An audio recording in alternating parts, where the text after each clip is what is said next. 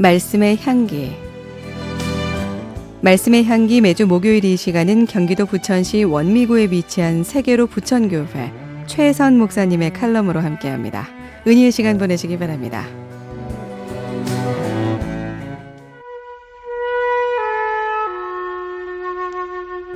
이탈리아에 주둔하던 미국 상사의 아들 바비 힐리라는 13세의 소년이 있었습니다. 어느 날 바비는 아프리카 밀림의 성자 알베르트 슈바이처 박사에 관한 책을 읽고 감동을 받았습니다. 소년은 슈바이처 박사를 도울 방법이 없을까 고민하다 유럽 지역 미국 공군 사령관 리처드 린제이 장군에게 편지를 썼습니다. 제가 산 아스피린 한 병을 보냅니다. 이 약을 아프리카에 계신 슈바이처 박사의 병원에 낙하산으로 떨어뜨려 주셨으면 감사하겠습니다. 소년이 보낸 편지를 읽은 린제이 장군은 편지를 방송국에 보냈습니다. 방송국은 소년의 따뜻한 사랑이 담긴 사연을 그대로 방송했고 감동을 받은 유럽 사람들이 많은 돈과 약품을 보냈습니다. 린제이 장군은 40만 달러에 달하는 약품을 모아 비행기에 실은 뒤 아프리카의 슈바이처 박사에게 보냈습니다.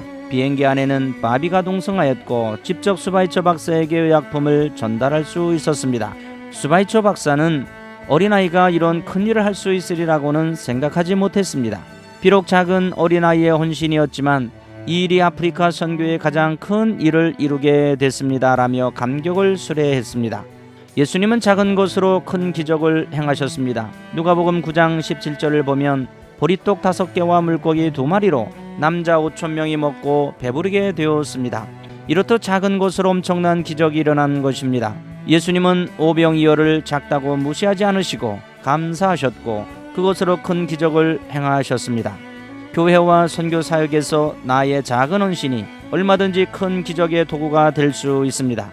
그러므로 내가 가진 것이 작다고 탄식할 것이 절대 아닙니다. 사도행전 9장 36절에서 43절에는 욥바에 사는 다비다라는 여인의 이야기가 나옵니다. 다비다가 가진 것은 바늘과 실밖에 없었습니다.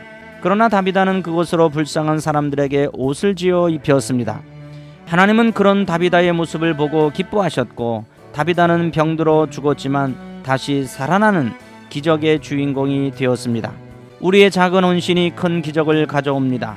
사람들은 작은 것은 작게 보고 큰 것은 크게 보지만 하나님은 우리의 중심을 보십니다. 그러기에 헌신의 중량감은 보이는 것만으로 판단할 수 없는 것입니다. 믿음으로 하는 작은 헌신에 생명의 씨앗이 담겨져 있습니다.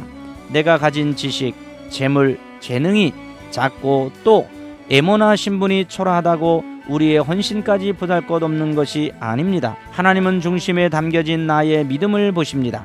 소년 다윗의 작은 물맷돌이 거인 장수 골리앗을 잡아뜨렸고 엘리야는 손바닥만한 작은 구름 속에서 큰 비를 보았으며 작은 계집종의 말 한마디가 나만의 문둥병을 고쳤고 작은 아이의 도시락이 5,000명을 먹이고 12강짜리가 남았습니다.